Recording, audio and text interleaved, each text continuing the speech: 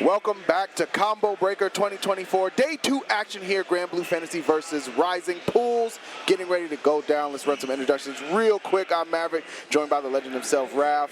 It's been a pleasure so far seeing all of the Granblue Fantasy versus Rising action, and it's going to continue into today and culminate with those who are able to punch their ticket into top 8 at the very end of the night. Absolutely. We got a full day's worth of Granblue, just like yesterday, from noon until the evening. Today it's going to be just the same, and it's going to be super exciting with the Art World Tour Gold event, right? So everyone is fighting for these points, because that leaderboard is tantalizing. Getting those spots so you guarantee yourself into there. So we're seeing so many people from across the U.S., a couple of players from overseas, like Kanari from Japan and some of the European players. So it's really cool that we're having that aspect of it to see who will be making it to that top cut. It's really true, and I feel like this time around with the Arc World Tour, Rising gets the full cycle, right? Obviously, came out later last year, was one of those things where we didn't get to see all of the full potential of the game as far as a full cycle in Arc World Tour. Of course. And we had some huge events, Kayane Cup, and we had Rage Cup in Japan, and then we had obviously Frosty Faustings. But now we have so many other events, as you mentioned, gold, platinum events that allow people to either get points or punch their ticket straight into the finals themselves. And that's the fun part about it, right? Just changing up the format, having a lot of ways to qualify all offline, right? That's really the biggest thing. So many ways to just travel across the different parts of the world. So getting everybody involved, super exciting, and it's been a treat so far this weekend. So if you watched a lot yesterday, I hope you enjoyed the action. We're going to carry it on today. It'll be pools to see who will be getting to that next layer, which will be happening a little bit later today as folks are really just vying. It's been very competitive out of over the 600 people we've seen across the bracket so far. Oh yeah, 675 people signed up to duke it out in the skies, and we've had a lot of good matches and some surprises too, and I expect we're going to continue to do that. It gets really, really, really exciting once we start to whittle down, past the pools play into, top 192 or top 128 and obviously top 24. But you talk about Arc World Tour a little bit more. It's one of those things where we've always wanted it for Granblue, right?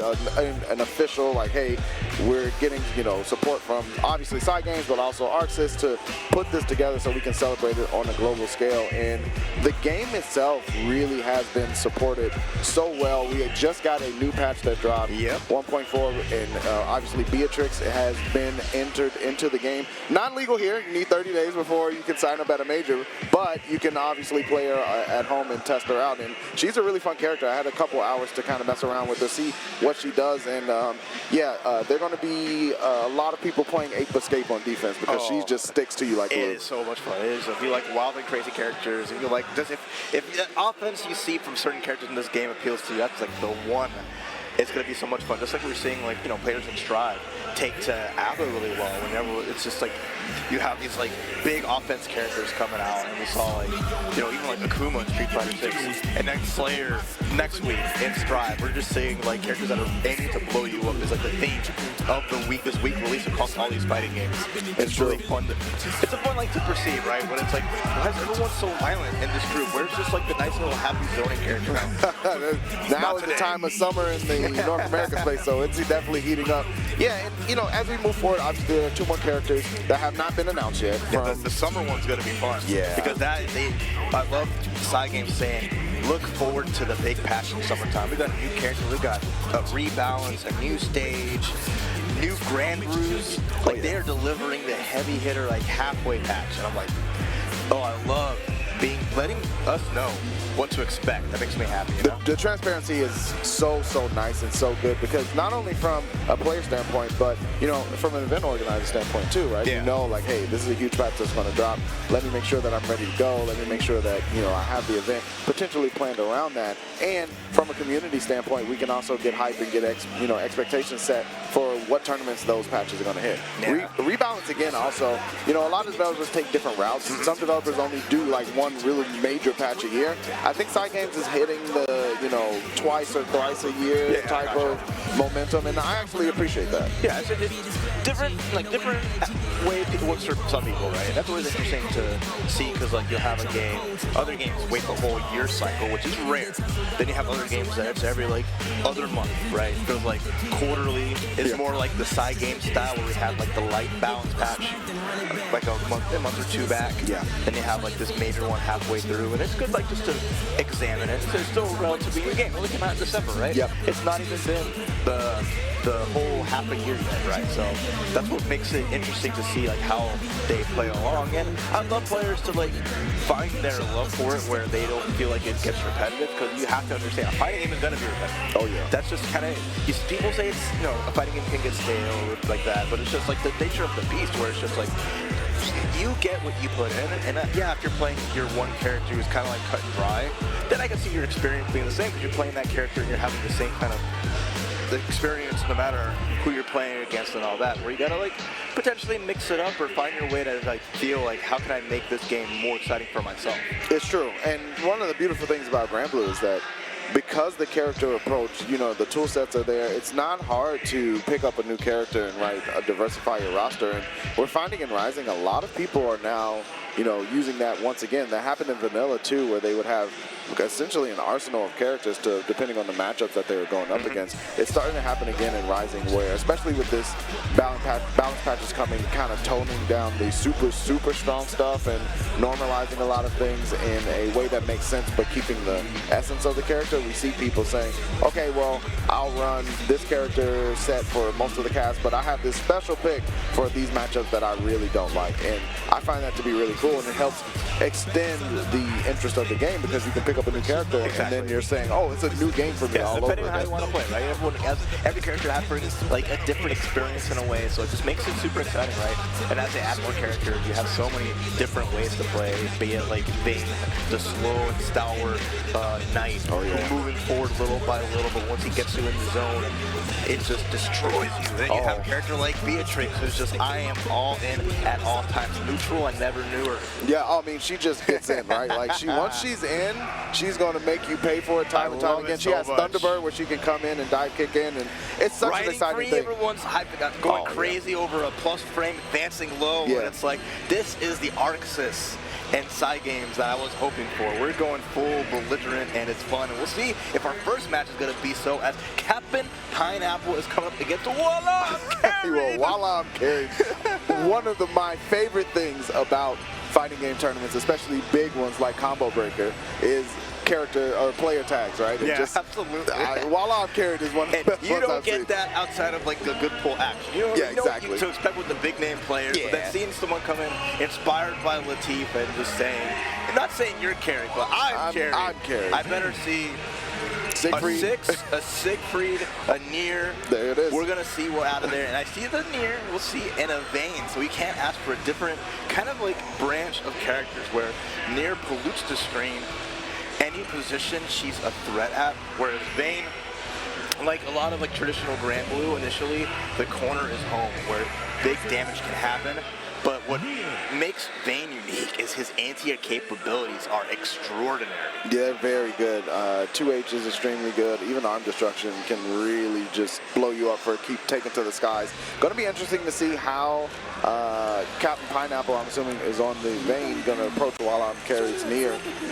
Again, Vayne kind of wants to keep you at that 3/4 range, and Nier is a little happy to do that. You know, she has the dash L and things like that to really put some pressure on, but it's going to be up to Captain Pineapple to figure out, one, when to cancel death, two, when to let that arm destruction rock to try to catch Wallah I'm carried using Nier Death Sin to phone startup. We'll be bringing out the mop to try to clean up the competition that started things off, and already Pineapple putting up the shield, wants to walk behind it, have a little something there, but that just invites Wallah to just put out death and start encroaching. Couple of 5Ms there. You see Captain Pineapple slides in. Oh, got the 2L as well. Wallah I'm carried, been ushered over to this corner. Oh, nice hit. 2M, gonna get the full extension and the side block. Now it's gonna set up with the jump in, big damage incoming. Pineapple in a tough spot. Yeah, I like the reversal there, but Wallah I'm carried was not close enough. Def taps up Captain Pineapple from behind. Oh, nice try with the unique action, trying to absorb and show that he is a man that can stand against it with a nice throw. It's one of the things that I actually normalized in this patch was Vayne's ability to do ridiculous damage off of overkill damage on his unique. But I don't know how much more we're going to see that. Death Slash is catching him. He's in that sandwich. It's pushed out, but there's the dash L from Wallah I'm. Yeah, tough spot here. Captain Pineapple already cornered. It's a tough spot. There's plenty of death left here on Wallah's side. EX to get the extra damage in the corner. But we get that DP. Nice. Absolutely. Puts the shield out as well. Runs for the throw. Good tech. Death Slashes protects. Captain Pineapple might be finished here. Super Skybound. Skybound not available? No. No, out of depth. So didn't even able to use it because that position was kind of weird, right? That might not even able to work, but at the same time, easy punish on the slidey, those dash lows, very punishable at most spaces, so very difficult to use that efficiently, especially a character. We're seeing Wallah really moving forward and always keeping in that range where stuff like that would be punishable. You saw the smile from Wallah. That's a carry person smile right there. Like, this is just great. Like, I am being truthful. I like the honesty this early in the morning. I'm not gonna lie to you, not before I've had my breakfast. Captain Pineapple, not able to eat at all at the moment, being put into this corner. There's the classic near combo volleyball into the super, it's called Skybound Art, regular edition.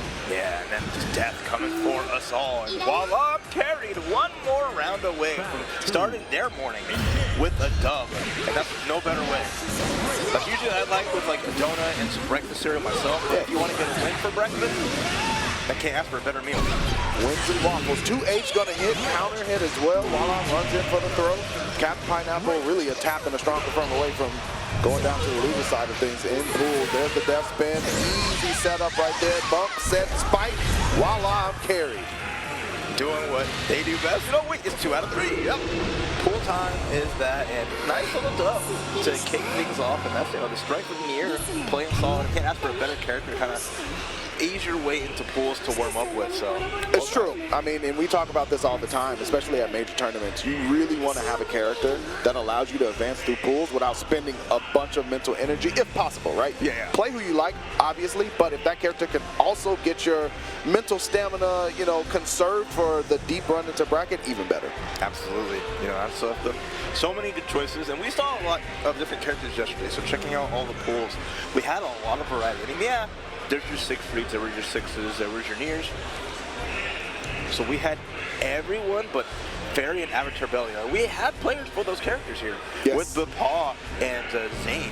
Yes. Yeah. So like Zane, mostly known for Dragon Ball Fighter Z, but has been playing Granblue and has a very sick Avatar Belial. So that's been kind of a treat to watch. So I mean, every character is in the building in some capacity. Yeah, I mean that's really cool too because it speaks to a statement of where the game is, right? The game state is in a very healthy spot when you see at major competitions almost the entire cast, but the entire cast also being present at the tournament and at a high level, right?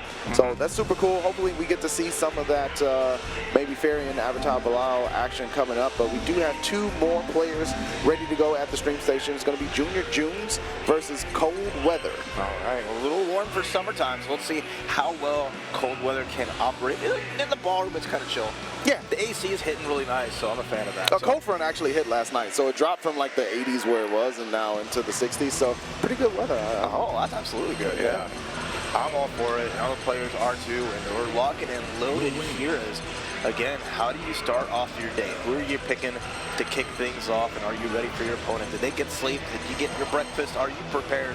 Like, at least, I got my little bit of rest, a good amount of hours, and I managed to get a little bit of food in me, so I know I'm ready for comps, no problem. If I was playing, I would ace my bracket, no problem. Absolutely. You're ready to go. Speaking of cooking it up, I see a Luanya on the screen. Got the wrenches there, so it might be the mechanic timeline, but either way, have a Narmaya on the other side of the screen as well. Shoutouts, by the way, to Cygames for putting in the different outfits into the game that come from the mobile game because there's so many versions and varieties of the characters. It's the perfect setup to just add more variety into this fighting game. Yeah, and I love that every character, they make it not just like the battle pass.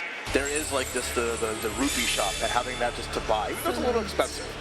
It's still really fun to see that. So I know Beatrix gets her outfit out of this, but then there's also the new outfit for Lancelot. Oh yeah, the dapper dude. So good. Yeah, it is definitely looking a little crisp there. They might have had some differences of opinions before they got to the Cathedral, but we're going to get it sorted out. It is the Lwayne versus the Narmaya. JuniorJunes versus ColdWeather. All right, Narmaya, one of the more technical characters here in Granblue, execution, as well as just kind of the game plan. But, you know, Lwayne's always just fun to watch. The goofy guy has a lot of tricks up his sleeve and then gets that Mario Party win condition. Let's see if ColdWeather can force that out. Oh, yeah. I also have the HPA, too, to really check knowledge on ColdWeather and the reactions. But either way, corner time, armored out mid ColdWeather, and there it is. HPA, Human Pyramid Attack. What's it going to be? The transient through, getting chased down. I don't want to talk to you or your homies. It's still getting flipped up. Not the worst that can happen out of that. So ColdWeather's still a little bit here, but the jump is going to get sniped. Crouching heavy, doing the job. And nice round from JuniorJunes. Yeah, really setting a statement there in the beginning, be able to force their will and make sure that ColdWeather is on the back foot. Something you certainly want to do against Narmaya. She has so many tools to kind of make you guess on pressure, and she can disrespect you really well. All right, let's see. Already corner, but nice gets to DP, and then baits out the counter, doesn't punish or anything. So not like the worst position, but being in this corner is always the scary part. But the crossover, what a good call out there. Missiles come through. I like the break counter too from ColdWeather. Keep that corner positioning. Combo here. We might get the ultimate slash for the extension. Raging strike. No, goes there. Goes for the DP ender. It's a hard knockdown, but immediate HPA. And then just finishing the follow-up. He took a damage, but now maybe not getting more than they wanted out of that. It's okay though. The likelihood is there, but a great 2H. But the front though. Yeah. I'd really like to see like a lethal Raging Strike. Or at least extra damage from the DP. But ColdWeather's still in there. Nice ultimate parry. No BP for ColdWeather though, so a tap, a throw, anything will do. But that 2H was massive. No pickup again, unfortunate, and runs into the parry for JuniorJunes. We'll take those. Yeah, a lot of damage on the table, unfortunately, right? Even having the SSBA. But like mid-screen can always be kind of funky because like you don't want to use your meter when it comes to using like a Raging Chain just to get that bigger combo. So you really have to like find that timing. But countering 2H, and I saw them try to at least get a dash attack, at least a little something, right, to maximize and find like the big combo off of it. But you know, yeah, I mean, I might be able to use H transient in the slashes too. Like it really, it just depends on how you do it. But yeah, you do want to typically conserve your meter. Either way, could be a nurse thing too, right? Like you know what to do. You're just trying to figure it out. You're on stream. But we're gonna get into it. Game 2 here. JuniorJunes up 1-0 at the moment. Yeah, like what players you see like the lights are coming on. They're figuring, they're getting their mojo and grooving. JuniorJunes just a little bit faster to take and good reaction as well. Nice little dash attack, no combo. So I like that. Just immediate going for the classic parry after the EX slash. Oh, I like that dash up pressure, but JuniorJunes with the brave counter, setting up the missiles, unblockable scenario. Yeah, that was tough either way. Nice setup, good block though on the flop, and gets a 2H counter hit again. Spends a little bit of resources, gets the knockdown as well. Really good anti-air, but the sliding's gonna come out. Now it's party time. Body slash hits on the other side. Misses connect as well. Raging strike to stabilize everything in ColdWeather. It's getting real chilly for him at the moment. JuniorJunes is now on set point. Yeah, nice. The bros coming through to help out as always. And now JuniorJunes in prime position. Take the set here. ColdWeather, a lot of good ideas. Just struggling to close out. And that's always a difficult thing to get through, especially in tournaments sometimes. It is. Catalina bot missiles are also doing a lot of work here in this scenario. ColdWeather has really not been able to navigate them. Tries to jump out in a lot of scenarios, but ends up in a unblockable position. JuniorJunes working his corner pressure. Awesome Sauce, nothing doing. There's the tap out, but no real big confirms off of it. Awesome Sauce hits in the sky. I love that cross under as well. Just getting extra damage here and there. Great lead for JuniorJunes. Has the resources here. HPA can come out any moment to kind of seal the deal. There the missiles again. Getting so much purchase off of that is JuniorJunes. Raging strike into chain, but drops. This is the chance here. Spin that meter for sure. Get big damage on the board. Yeah. Really good option. I mean, the fast 2L just scale it a bit, but then at least it gets something. You get your BP, and there's no BP inside of us. Yeah. So big damage potentially. Oh, wait a minute. Speaking of big. Yeah. Massive. Here comes Yggdrasil coming out there. The green, the blue, and the red, and you're dead. A shocking development to finish off the job. And JuniorJunes with all smiles to thumbs up. You gotta love it. And the crowd, that's it. if no one got me, the two homies in the back got me. Listen, it's the best thing in the world to have your homies cheering you on, especially when you're on stream at a major tournament. It feels really good. Everybody's partying up, doing a little bit of the Wayne Bros celebration, and that was a good showing from JuniorJunes there. Exactly the way that you want to do it as the Wayne. You know, you get your knockdown, you get your snipes with 5M, awesome sauce, things like that, and then you start to layer in the set play, right? Catalina bot, laser or missiles, you start to be able to call out the bros, get some snacks. They're just having a good time. Exactly. That's a perfect way to kick off your day, and it's just the good vibes that I love to see at a tournament event, right? Just the player themselves having a fun time, their friends in the pocket, just really, even early in the morning where it's like 10 a.m., most people are still like in their rooms, like shaking off the sleepies, but your friends got up at the same time to watch you and support you, and that just puts a little smile on my face. Absolutely.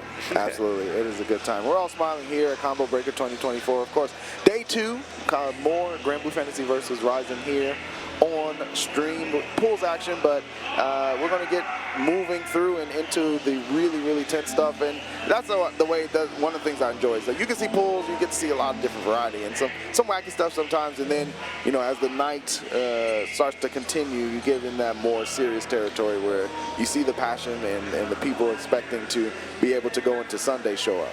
Absolutely. And then, you know, with the really great players who I'll be out throughout our little block here from 10 to 12, all like a lot of solid folks. So we'll see a little later on, like your Coach Steves, your Rowlets, and more. So it always really makes it exciting. But I love just seeing the people who I'm not familiar with, the folks who are trying to like have that chance to be in that upper echelon with like the strongest soldiers of Verizon.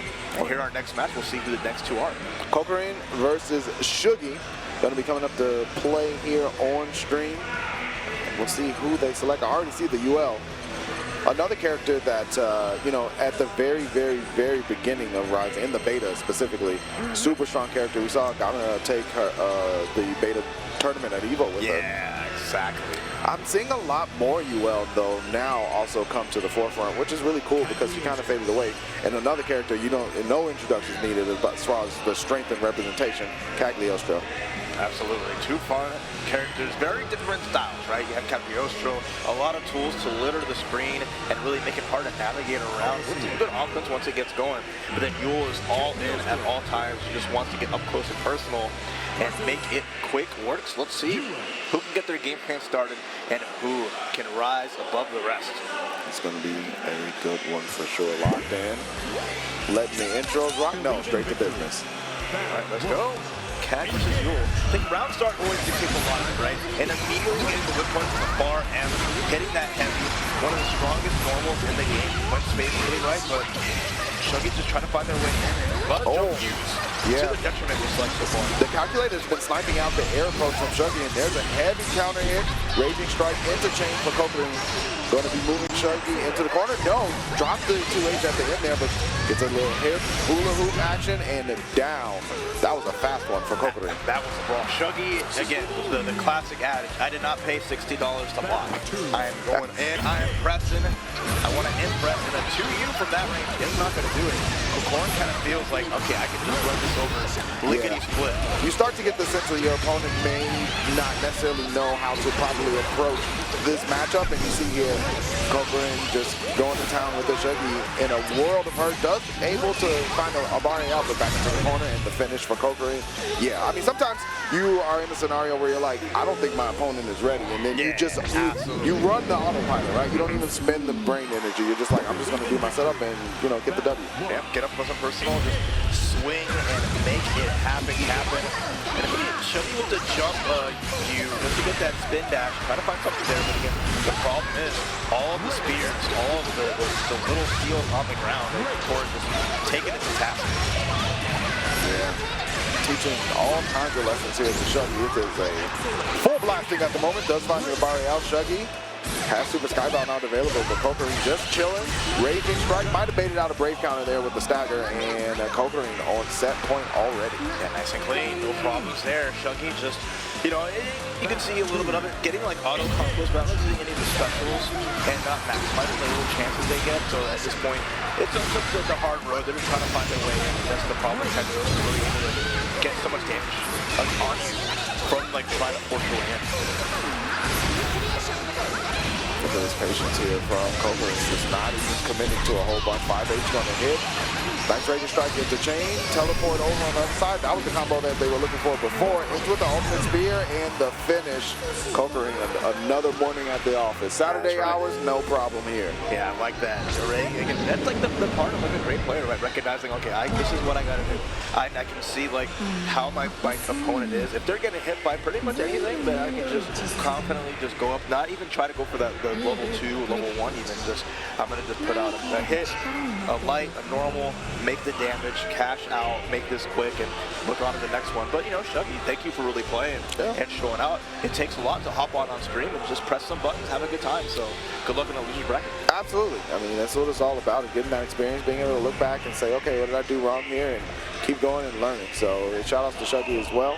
And we're going to be moving on to our next one. I already see them sitting down. We have Kain, another Midwest homie, coming up to deck with the Percival versus Jersh. Exactly. Got to say it with a little emphasis because we got the exclamation point on there, you know. Jersh! That's like 7 exclamation points. But, more. you know, when they wins, that's what it turns into. I need the Jersh pop-off.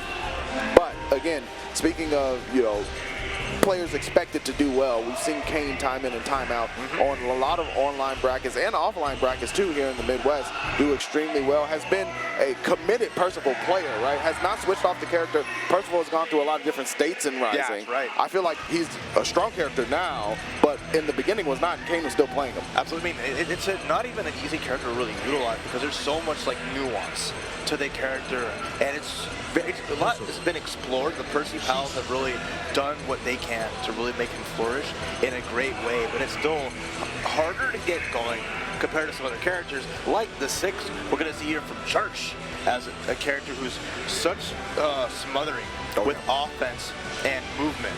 So we'll see, can Kain find the room and respite to get those stocks to power up and get their offense going. It's true. Kain likes to use close M on Percival to anti-air on situations where the jump arc is really tight to the character. Yeah. Well, Jersh may not necessarily have to do that because you have so many ways to take this guy. You have Gated Demons, you have Empty Hand, and there's a lot of ways to kind of throw off the aerial timing for 6.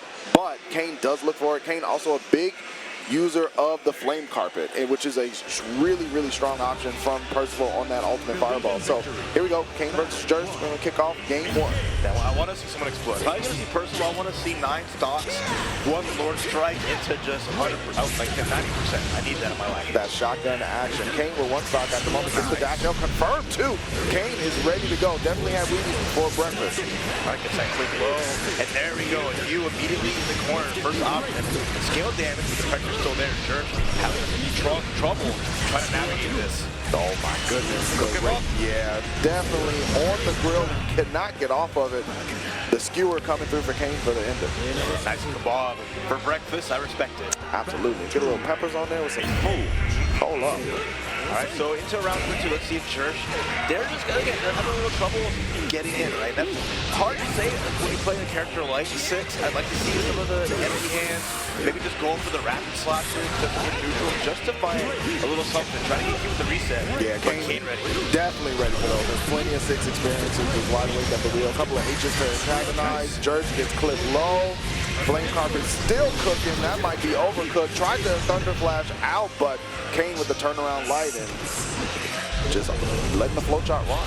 Yeah, I mean, I like it though. I want out of this corner. Nice try with the just countering and trying to move through. What are the unique options of having a counter that can have extra movement tied to it? Now Jersh on the offense, putting some pressure, but again, over the flip, the plus frames denied. Yeah, and Kain's keyed into that now because that's 2 times in a row that Jersh has used it. Also gets the low DP ender. Gonna get it set up with a stock here. Baited out the parry. The air dunk from the air there from Kain. That Lord Strike then revive you. Getting extra damage here. Not gonna be enough to kill, but at the very least, wait. Even with the scaling, can it make it count? Yeah, just enough on the last hit. Kain, Color me impressed. keeping it optimal, keeping himself in the black at the moment. Only gains here. Kain 1 round away from moving on 2-0, but Jersh swinging back, finally finding some offensive momentum, but again, the close light check from Kain, and that was a counter hit. Oh, look at this range.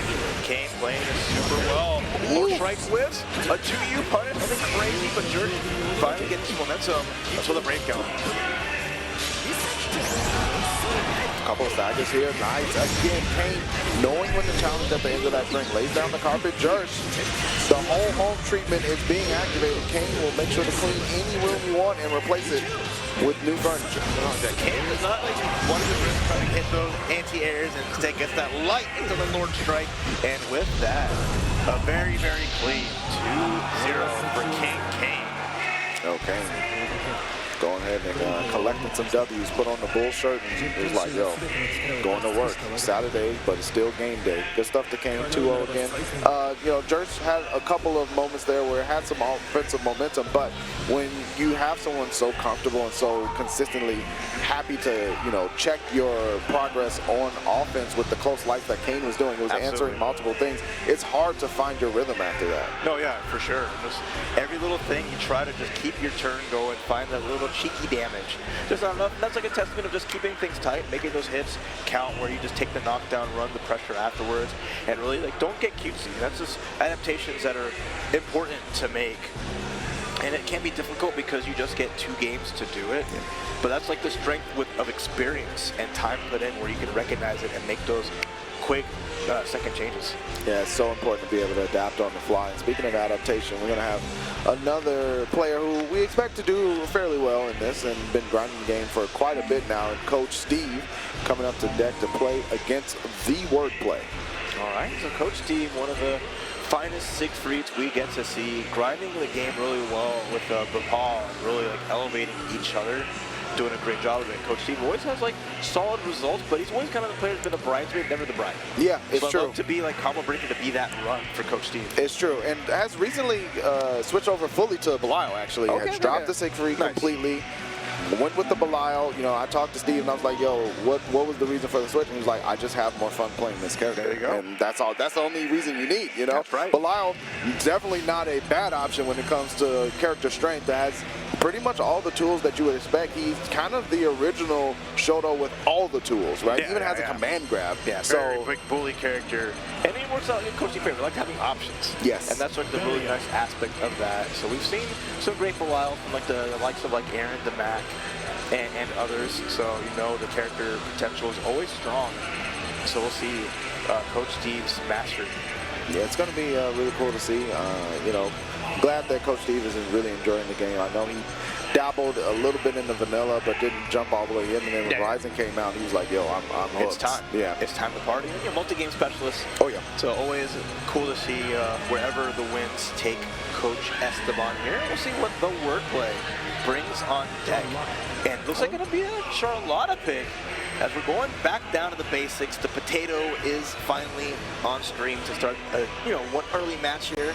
I know we don't get a 0 this weekend, unfortunately. Yeah. So the other Charlottas have to step up and show us what the potato can do. Certainly, if you are a Charlotta player and you need a player to watch, make sure to check out Zero. That is the best of the best at the moment when it comes to Charlotta. But we're going to get TheWordPlay, see what they can do up against Coach Steve's Belial. Game 1. All right, ready? Coach Steve with that offense, the shoulder check, the pressure, but the whip on the dash heavy. Got to get punished here. TheWordPlay finding little incremental damage, but no big hit yet by the player. No, there's a 2M. That'll get it going. Counter hit as well. Asmodeus Ender in the DP to finish things off. Oh, went for a little cheeky frame kill reset there. No punish, but no dodge. And I like TheWordPlay not spending their last point to get like the guard, the break counter. But yeah, nice from Coach Steve, gonna make it quick and gets to the first round. Yeah, Steve is a really big optimizer on reset or knockdown situations in the corner, like in any game. Like that's one of the things that he loves to research. We saw it there with the little reset he tried to do there. Air-to-air goes in his favor. Shoulder connects. Cold shoulder move over. TheWordPlay. Gonna have to write a different script at the moment. Steve is running away with it. Yeah, nice. Quick light EP. A lot of resources, but the counter actually getting dash attack. Good for TheWordPlay, but still lost half-life. Chance there, nothing more coming from it. Steve just throwing out the pinwheel. Oh, that's H coming through. Big boot, but the ultimate ball going to protect TheWordPlay. 5HH. No cancel for Steve on the first hit, but still has the pressure. Trying to 2M it out. Clash, close light. Steve with the confirmation and the finish. Nice and easy for Coach Steve. Yeah, well done there. The war of the clashes, either that close flight or a throw, two fast options. Wordplay, got to speed it up just a little bit. Coach Steve is driving, went 0 to 60, and they're still going at 30 and a 0.5. Gonna have to figure out how we can accelerate for the Wordplay, but Coach Steve still kind of just flow charging at the moment with the Belial. Absolute stellar damage from mid-screen in the corner, and then the quick punish too. Walk. Coach Steve 100% ready for every little aspect and combo. Yes, that walk under the holy ladder was kind of clean, and there's the round ender, the command grab.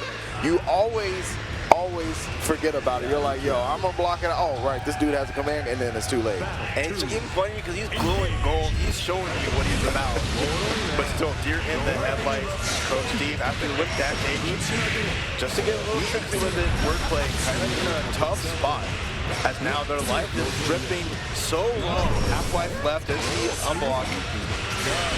Yeah, Steve, gonna confirm out here with the Raging Strike tempo to keep it going. A couple of close mediums, a crack shoot ender, and keeping it swaggy. There's the perfect for Coach Steve. A fast 2-0 against the Wordplay. Yeah, super well done as Coach Steve again. Like you saw in that last match, just when you see like, hey, my rhythm is going great, my opponent is not ready to match it, they're not ready to dance the dance, just goes all on the offense, makes it count, and shows that power of his Belial. Really fun.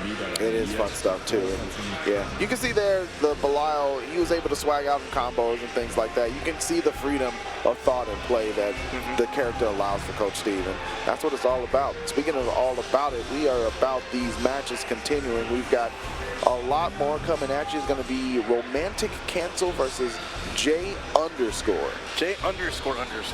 That's true. I'm seeing all the different names. It's the fun part of polls. Even if like some of the top players might be trolling a little bit, there are some sus names. We haven't seen any because I think we know better than what to put on screen sometimes. But like, you know, it's always, again, everyone's got a different handle. Either your homie gave it to you, you're being cutesy, or maybe you just made a mistake. However you go about it, it's fun to see, and like at least parts like how do they go? What do we name them? Yeah, the challenge of a commentator. One of my favorite things is Hot Dog. You know, they asked him, how did you get the name Hot Dog? He's like, I don't even like this handle. My friend gave it to me, and I had to stick with it. Like, he just stuck Hot Dog 29. Like, why do I have this? Yeah, that's the classic FGC where the title has been bestowed on you, and you're just like, this is my life now. You come to accept it. Oh, for sure, for sure. I like seeing those too, and you get some fun little play on words and things like that, and especially if it's the Wordplay. Yeah, I like it. I see what you're. I'm picking up what you're putting down, Raph. We'll see what our players are putting up here as RomanticCancel. She will be busting out here. I believe we're going to have the Catalina on her side. I don't know, it's going to be the Near. Yeah. So a good pick there. J__. That's the butt check going for the classic, the Cornflakes character, Mr. Basics himself, Granblue. Listen, sometimes you got to keep it simple. Man's name is on the box. You know what he's all about. Getting the job done. Gina's name is on the box too, but that's why people should be picking her. She's definitely cooking right now. Yeah, she's definitely very, very good. But the captain can make it happen as well. You know, Gran is a character who has phases of being like really strong and then just being solid. So I think he's in a solid state now, and J__ is going to see what they can do with it. The 2U clash. But RomanticCancel is going to be the winner here. Goes for the side switch, but J__ keeping it nice and clean. That near pressure gets stepped down though. It's a little bit of time to kind of challenge, but that roar of normals can be very hard. So many good options that here's going to have without death. That dash L, the crouch M, there's the skybound dart. Death comes for you now. Trying to set up the unblock with the Raging Strike. It's a nice throw from Underscore. Yeah, good reactions there. We're going to have to keep doing that low on life for the round. Goes for the SSBA, and it actually connects. A little bit of a movie. J__ gets some time. Call out Muhammad, take a breath, think about how they want to approach this. They're low on life, and Near does absurd amounts of chip damage. You're going to have to keep the offense going and immediate mash out. I like that gamble from RomanticCancel. Dangerous, though, because no PP was on the board. You saw the throw animation. Yeah, exactly. Yeah. Tough spot to me, but like most fighting games, there's a little bit of throw vulnerability on wake up. So nice, just challenging from RomanticCancel. but seems to be more wary of like the SSBAs kind of in neutral there. Nice jump over, gets the light, into the corner you go, and now the depth. Using that jump view just to kind of bait something out here. Speaking of jump view, that is deep on the other side, back to ankle action, but underscore gets slashed up by Def. Good continuation. The spin gonna put you in the corner. RomanticCancel looking for a win. Got wrecked on the raging strike with all the VP gone. Side of the underscore, but crouching heavy. Big damage imminent, but no. When maybe wants to save it, doesn't have SSBA yet. But that can easily tie things up here. The patience from underscore charging up that power raise. It can be massively painful, but Deathlatch is going to call it a day for RomanticCancel. Game 1 in the bag. Yeah, Romantic was just happy. She was just happy to back it up and let the stocks come back. Had her out of death, but got her back immediately and went right for the SBA. So really good patient and timing. Underscore not taking advantage of it. Here we go, the chase down. RomanticCancel, she's looking pretty good. Keeping with the program. 2L to cancel Def, but just chilling. J underscore. Jump installs out, switches sides, but still gets clipped low. Dash heavy, very punishable there. So taking advantage of the Clash Wars. Ultimate moving out, another raging strike going undodged. That's 2 VPs gone. And with the power raise as well, RomanticCancel getting a hit here, goes for the mix. The slash is going to keep him airborne. Look at the chip damages. There's the dodge. It's not in range to get the 15 frames. Now you have the dodge, but too far away to get anything from it. And that half bar, this is where underscore has to take this turn, has to make this count, because you can't let RomanticCancel just get the tarot back and have the power unleashed. There it is. Went for the boot and it was interrupted by the death set, as you said. Kind of RomanticCancel playing to time, being able to get the resources back and making it nice and easy so far. Set point for RomanticCancel. She's looking really good. Yeah, tough spot. Underscore really needs to capitalize here. Get those like far ends, those crouch hits, and get this damage. But unfortunately too far away. After the dash out, gets a grab, gets a jump in, but the meeting a mash out. And RomanticCancel really hasn't been given a reason to fear mashing out either. The underscore hasn't made her pay too big outside of the Skybound out, but the JU over gonna allow underscore to get a little bit of momentum. Still very easy on wake up though, and that's gonna be to Romantic's detriment here, but gets the grab. 6 stocks of love still available as well. The next big hit can lead into the SSBA. Get the patience again, the big jumping and counter hit is that. J underscore might have been going for the 2-8, but just was not fast enough. And RomanticCancel the Skybound out finish, and yeah, that's gonna do it. She is moving forward on the winner's side. Yeah, well done there. As always, death comes for all of us, inevitability, and a big win for RomanticCancel. She's moving on more through that bracket there, but J underscore, like flashes of greatness. Just again, the hard part again is just closing out and maximizing the opportunities that you're given. Really kept it close in some aspects, but RomanticCancel is happy to be patient and works into her favor, where you know the opponent can really start like an offense in some of those points, especially when Mirror's out of death. The love gauge just being empty. It's just time to just, hey, get it in and get it going. Absolutely. Good stuff to RomanticCancel. We're going to have our next set of players coming up. Of course, Buff Vein Rowlet. I have to put that in there because it's there, so I'm sure she wants us to say it. Rowlet, no stranger to danger when it comes to the Granblue Fantasy Versus community. Has just been a stalwart, a fantastic person, fantastic player, and a big Dragon Knight fan all around. Absolutely. I mean, she's been holding it down all weekend so far, getting the matches for the streams. Just she's been stream running the entire time, setting up all these fun players that you're seeing, but loves the game herself, and her Siegfried. Absolutely stellar player of it. And this is what I have to do until Vayne gets better. Before there was the Vayne, there was the Siegfried. Until Vayne came out, and now with Vayne out, it's like I need my husband to be even more powerful. Listen, it's all about your waifus and husbandos or whatever you want to call them. You gotta follow the ones you love. Going to be going up against Lunya. She's going to be doing the do-si-do here with Rowlet. I wonder if we're going to get any Radish action from the Siegfried over on Rowlet's side, but this should be a good one. And, you love to see someone who's so passionate about the game also dive in and playing in these big tournaments and just really continuing to be a pillar of the community. No, for sure, for sure. Not many people can say they do as much as Rowlet, and it's always super appreciated. And giving her time to shine on stream is going to be a treat. Same with Lunya, though. So I'm excited to see what Lunya brings to the table here, going up against the pillar that is Rowlet. Oh, yeah. Going to be fun to see for sure. Both players getting ready, getting set, ready to go.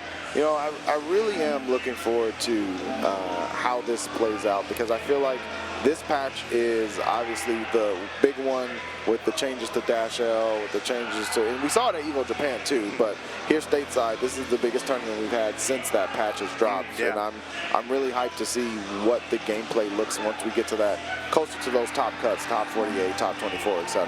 No, absolutely.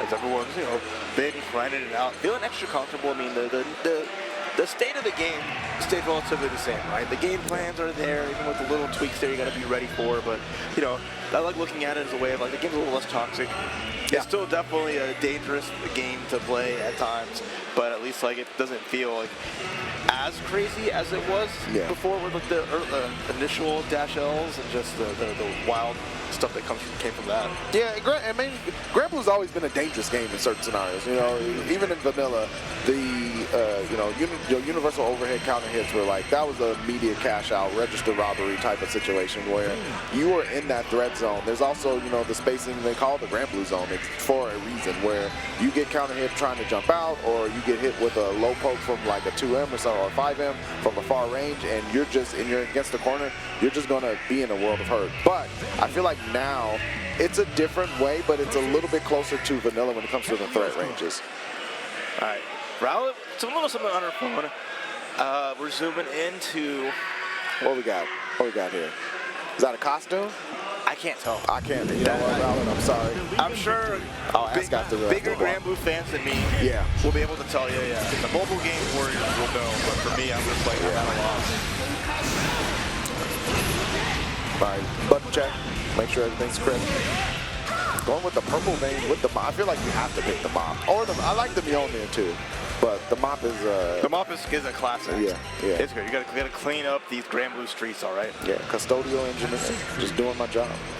All right, and that was just the button check mop, just to make sure that the floor and the field is nice and clean for Siegfried. Oh, no Radish though. Rowlet going all business. Bringing out the blade. And nicely, there you go. Friendly's fist bump to kick things off. Lunya versus Rowlet here. Cagliostro versus the Siegfried. Okay. It is no longer Sig Friday, though.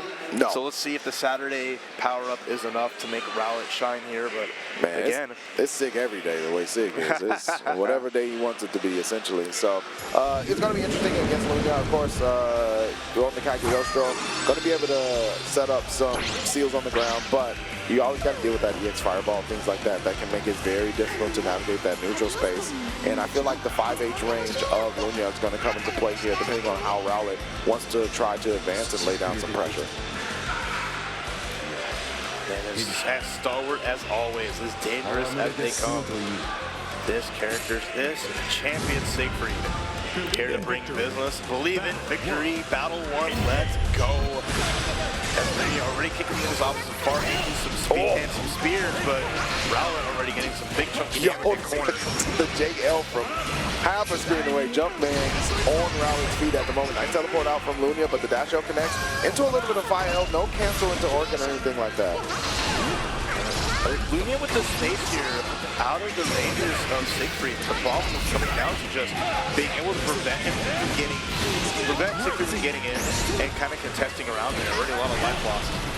Classic stagger there with the dash up, close L. A little bit of easy combo here for Rowlet to finish with the Uber to the corner. Pinned her to the wall, finishes that round there. Clean start from Rowlet. Taking her time, not rushing anything, but nice slow and steady with that big life lead and just great presence of mind. Oh, looks like the Dragon Balloon was out of town. Jump in for Rowlet, sweep into H Orkin. I always like to follow up to that. And getting some credit here. He's going to extend the combo, get the raging strike, and just maximizing the situation here. Tough spot for Lunya. Magnias, wow, the turnaround on the teleport. Rowlet was ready. Huge damage thanks to the buff. Close L staggers. Rowlet confirms, and that's game one. Very nice and solid there. Lunya just again taking the pressure, taking those hits, and Rowlet more than happy to dish out the damage afterwards. Game for two, immediately going into it. Nice dodge for the dash F. We'll do it again. See if they really are about that life. The step back, 5H counter hit punish. Nice check from Rowlet. So ready on the teleports from Lunya. Yeah, recognize Lunya just wants to escape this corner by any means necessary. Great spot to use Rowlet. Blocking a little bit there. Crossover through and now just taking their time, but there's a good chunky counter spear, but the punish gets the teleport. Oh, ushered over to the corner. Your lift is ready. Charge fireball with the M. The turnaround from Rowlet. Oh, almost had it. The 2U caught Lunya sleeping at the wheel, and now Rowlet is on set point. Break dancing all over, ankles breaking left and right. Rowlet 1 round away from making that nice big dub here on the stream here at Lunya. Having to struggle keeping Rowlet out and at bay. Fireball comes through. Nice cancel on the seal too. Clean up that neutral space. That's might not be a bot, but you know, we can still get the ground nice and spick and span. Of course, Siegfried's like, you know how hard they worked to make sure this grassy field is nice and neat? I mean, I think a mop isn't the best idea to get your lawn in order, but hey. I can see Vayne trying to use a mop to do that though. Close L going to connect here for Rowlet. EX Fireball, Extender. The Orchid H follow up as well. A little bit of a jab check. All right, SBA. One of the best in the game, so the best to do it. Wow, chunky hit. And now down to a guess for game. There's the reversal, no punish on it. Last chance for Lunya. Just trying to figure out a way to play the video game. Lunya hasn't gotten that opportunity. And Rowlet closes out the chip damage. The HDP gonna do it. Rowlet going 2-0. Looking pretty good. Got the Siegfried shirt on. I like it. I'm gonna have to ask her what she was showing there on the cell phone. Yeah, we gotta see a little bit later, right? Yeah, it was too tough for my weary eyes. It's too early to squint that hard, but you know, Rowlet again doing a great job. Again, gonna be back to the trenches, finishing up playing in her pool, but you know, again, can't understate how much work she does online and offline, and we're going to take a moment here to appreciate that, and y'all can appreciate it too with this little break. But come back for more in just a moment as Granblue versus Rising pool action continues on a Combo Breaker in just a moment. Welcome back to Combo Breaker 2024 Granblue Fantasy versus Rising Day 2 action here on stream. We're going through pools, and we will continue that pools action as we start to get into the territory where people are able to earn their very first Chipotle card. That's right. We're getting ready to, and it's the nice part about doing it at 10 a.m.-ish because like you get that perfect lunchtime, right? If I went to Chipotle card at like 9 o'clock at night, I'd be like, great. I gotta wait till tomorrow to cash this in. I'm hungry now. Yeah. So nice little incentive. But at the very least, you can always get those wonderful pistachios whenever you're feeling like a snack. I know what I'm gonna go right towards when we're finished with our block. I've been hitting them up all day. Like all day yesterday, I was swinging through like, yo, let me run some of those pistachios. Just a fantastic offering here. Free, you know, for attendees. If you're here, you can just grab a couple packs. Limitless. So tasty, so good. Yeah. This match going to be so good as our players are all locked in with the Revolution one going up against Stellar. All right, shout outs. There you go. So Revolution 1. I saw Vera and Grand, so that might be what we get. Looks like, yeah. All right. A little more Grand to kick things up, but our first Vera of the block, as this character is one of the offensive queens, right? Oh, yeah. She has her normal mode right now, but when she activates and powers up, the onslaught of pressure is daunting, but Stellar getting some little hits, has his corner pressure. Got to keep Revolution 1 in there. I like the patience from Stellar backing up, but Revolution 1 getting the throw here. Jump in pressure, Stellar having it down back for the moment. And this is a Revolution 1 stealing their turn back over and over again. Against Vera, you have to challenge that little dive. It's going to be a hit on them with the power and the extension. Great damage. Not a full combo, but in a great spot to finish off soon. Absolutely, got that transformation in, so it's going to be even more threatening. Stellar a dab away from losing this round, and there it is. The Revolution 1 going to strike first blood. Yeah, well done there. Immediately going when they had SBA, just hit the activation, get the install. One of those supers that you're forced to either block or whip punish it. You can't dodge it. Nice. Oh, unfortunate. Gets another opportunity here though with the big DP punish. There's the Raging Strike in the chain. EX boot off the wall. Grand still can pack in the damage. Nice throw, beating up the Raging Strike. And another throw again. This is great for Stellar, the fadeaway. Maybe thought a jump was coming or something like that, but nice. Good jab challenge. Yeah, that was even like a counter hit far L. Yeah. And then was able to get a close salt after that. Interesting. Perfect spacing for it. As Revolution just got caught trying to run in, and Stellar answering back with the round themselves. Good 5-in punish too, but I think Stellar's waking up at the wheel a little bit, maybe getting the tournament or stream nerds out of him, but the Revolution 1 establishing corner pressure at the moment. Stellar trying to fight their way out. Nice challenge in the boot, keeping Stellar just caged up. Now we're just battling it out. H's versus L's, best far out of the business on Vera's side, and keeping staying the turn, but nice DP to finally get that back. Yeah, Stellar's looking to find some more momentum here and carry advantage, but there's the transformation. 2 for the scoop, but no big combo off of it. Still got the nighttime close on. Right, taking that pressure, there's the reverse in between. Again, this is Revolution just continuously stealing their turns. One more hit can do it. The throw's not going to be enough. Last chance for Stellar. Brave counter. JU, oh no, the tragedy of it all. Stellar able to evade here, but is in chip territory. The beam super. Yeah, deer in the headlights there. Unfortunate circumstances. The perfect punish right there. Almost had it against that reversal from Dira in her powered up mode in Lunya, because like you dodge the second hit and you get it, but the far out wasn't ready to confirm it. So Revolution just taking advantage of those little moments. A little bit of a tick throw setup here. The Revolution hasn't even needed to use the unique command grab to transform. He's been relying on the super DP. Oh man, big punish opportunity here. Grant in the corner. No, the fireball drops. Did not get the pickup. Missed the normal in between. Unfortunate timing there. And now finally a challenge. Not letting Revolution continue to still turn, but there's the super blocking. Not quite. At 3 for 3. Oh, good stand dodge. Okay, Stellar certainly knows the setup. Missing the crouch heavy there or the close in to keep that fireball elevated. There you go. Revolution continuously doing their best. Sealing the turn back. Telling Stellar, no, this is my game to play. Cut that out. Yeah, unfortunately, 2 opportunities in the corner there for Stellar to really pack on a lot of damage, especially his grind. And Revolution 1, we definitely take those. Set point for Revolution 1. You always kind of look back at like those moments there that really dictated the pace of the match, where Stellar could have got that early round, get some space there to try to pack in some one-on-one, but now Revolution 1 continuously just happy to steal turns and continue their onslaught. Oh, the DP, I like the thought to use the 2M though. That's a really good button on Grant. And Stellar implementing that in block pressure certainly makes sense. Dash L, 5M. Nothing doing though. Revolution 1 trying to keep clean. Does not want to, extend this out any further. Again, that's the problem, right? Rocket. No, just fell for the run-up super. Maybe try to throw. So that's Revolution 1 just really calling out Stellar's habits here. Stellar also has 100% skybound on meter ready to go. Hasn't really used any uniques either. I certainly get it. You want to cash out on the big damage, but going to need to establish that momentum at some point, because they're just blocking, and Revolution 1 is taking turns over and over again. Okay, there goes the dodge. Big punish, just going for the SBA. Sent her packing, but again, not enough. Here comes the Ruben beam, gonna strike. And this is such a scary spot.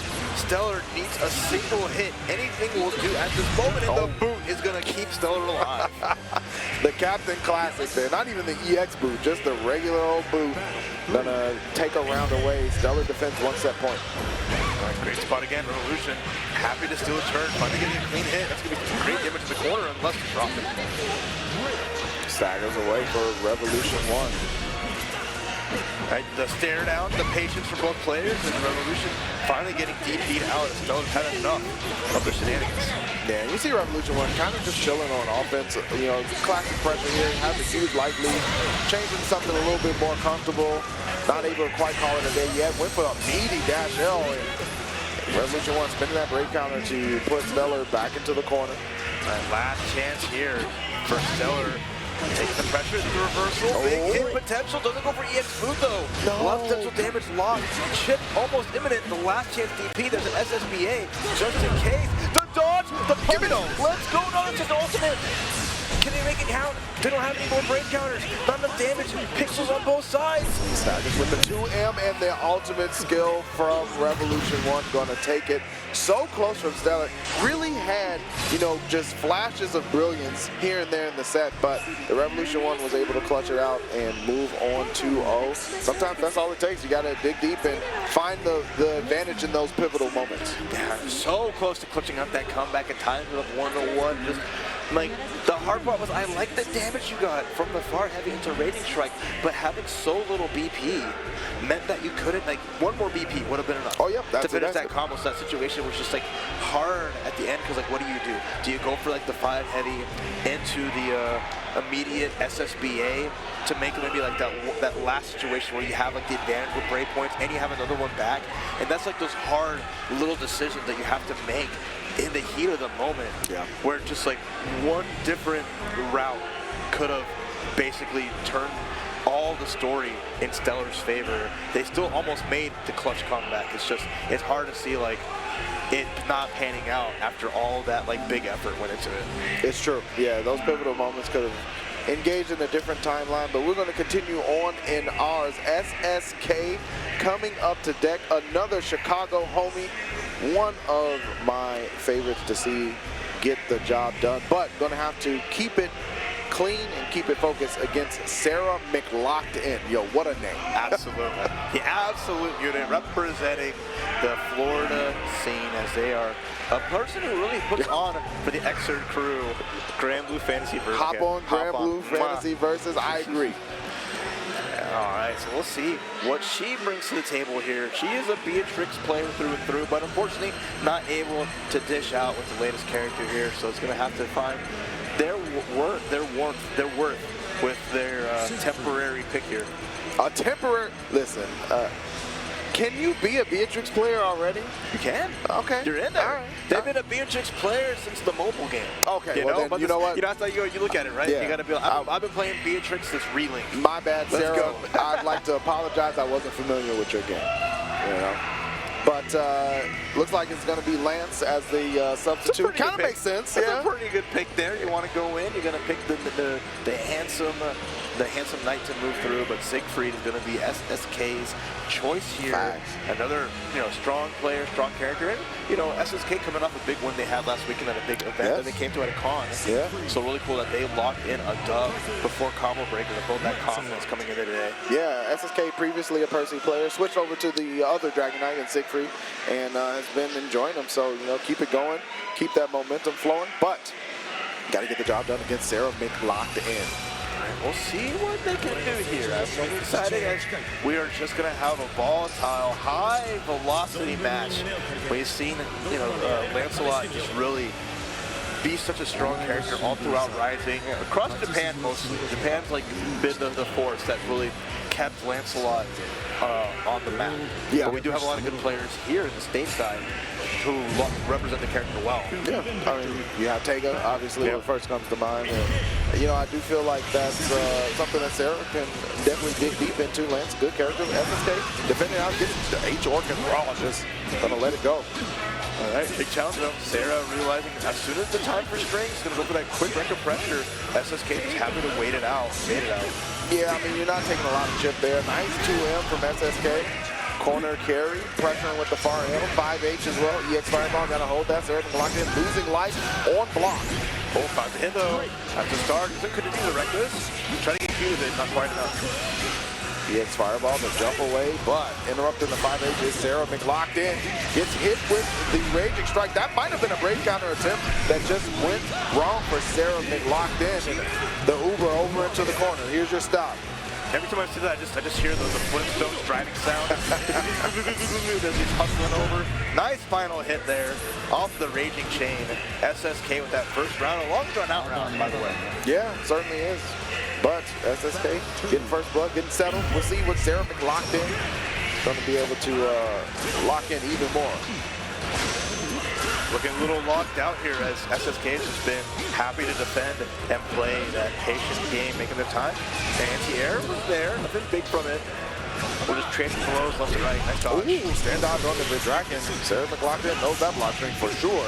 SSK, a little bit of trouble here in this corner. Sarah, going for a little bit of light action.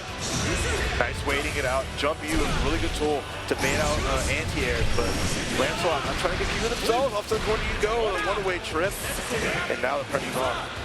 Nice out. I like that wall jump out from Sarah. You see SSK just kind of slowing things down. Hasn't really used the X Fireball too much. Dash up throw just to mix things up a little bit. JM gets the close light, the confirm with the X Fireball, extends into the skybound art. Not dead yet, didn't get the full animation. The step back 5M though from SSK after establishing the throw pressure, smart stuff. Yeah, really well done there. Some characters don't have like the luxury of having those really good like throw baits, like quick jump attacks, like the air specials, but at least like the backdash always kind of works out. The Granblue version of the shimmy. Absolutely. Sham, wow. SK trying to see if there's more. Watch your ankles, in the corner you go.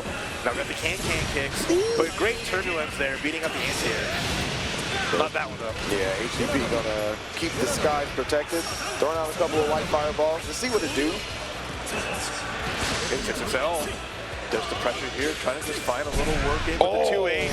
That's the chunky damage. Yeah, Campbell's all over the screen right now, so he's locked in. Got to be able to navigate through the quagmire of fireballs. That's one way to do it with the side switch. SSK using that guard button. It landed. SSK sniping it out with the SBA. Still didn't get the animation, but 2 stacks of Mac 9s. You cannot get breathed on. Look at the chip damage alone. All right, last chance here from Sarah on this game. Dash L trying to get any kind of reaction from SSK, but SSK immediate tech, immediate hit. There's the ultimate out in the corner, but the Kain can take you can take 2 licks of chip. Now he's down. Yeah. Smart usage of the H for Dragon 2. The startup is so fast. SSK doing a great job of being aware of the chip situation, putting himself on set point. Stellar play, and again, the defense really shining until with 2H, but Sarah not getting the most out of that punish. The jump over, okay. Chase down with the dash L. Sarah locking even further in, but the challenge from SSK.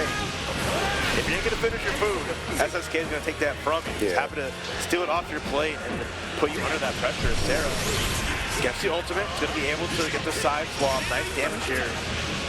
Gonna have to build that bar. This is where Lancelot can shine, especially in the corner. Get the ability to try to build up more gauge. Get that SBA when you're ready. The Blade Impulse clips the JM from SSK. Sarah taking full advantage, but SSK mashing right back. It's always my turn. Exactly, if you're not gonna finish. SSK's seen that before. You cannot get away with trying to get Q resets against SSK. Nice GP. Good stuff from Sarah locked in. SSK with the brave counter. 5M. Just looking for a hit. Goes with the command grab version of the Orkin follow-up. Sarah McLockedin. No reaction. Is Lancelot going to make it through? No, the crossing of the blades works out in Siegfried's favor as the SSBA is going to take it for SSK 2-0 against Sarah McLockedin. But that was the most anime-ish way to finish that off as they went for the trade through. Oh, yeah. The Ninja Gaiden where Siegfried lands. And then you just see Lancelot land on the other side. And you're just, yeah, this didn't quite get it, you know. SSK looking really strong there too, you know, just being able to navigate the pressure from Sarah McLockedin. When SSK got put in the corner, was happy to play smart defense, and then towards the end started to challenge back where he had been giving leeway before. So I really like the knowledge there and the patience from SSK. And Sarah McLockedin had some ideas and was able to get some momentum, making it really close a couple of times. But you know, sometimes you just run into an opponent that's a little bit more ready. That's right. And SSK was super ready, and they're going to be moving forward in this bracket. Still not out of the woods yet, I think, but at the very least, you know, they're inching towards that Chipotle card. Just a little bit further. And our next match is going to be continuing that on as well, as we get from Canada, one of the finest to do it from up there in anime fighting games, Clim, and their opponent's going to be Ori Dori.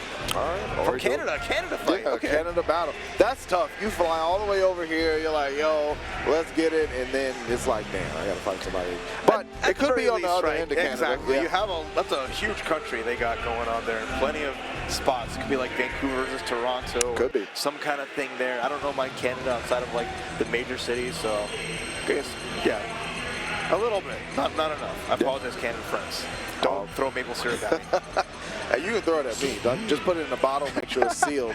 I'm gonna catch it and do what I need to do. But yeah, speaking of getting it done, see if Clim going to be able to move forward. As you said, one of the finest to do it up there from Canada as far as this game goes. See the near Ori Dori. Looks like they are locked in on the Siegfried, unless it's just a simple button check. Sorries. Oh, sorry, sorry. Yeah. Siegfried is on the mind always, right? I mean, I'm a Siegfried player. I have one brain cell. You have one that's all for Siegfried it's all just, times. Yeah. Your little Wolverine photo just sitting there looking lovingly. It's just, that's me.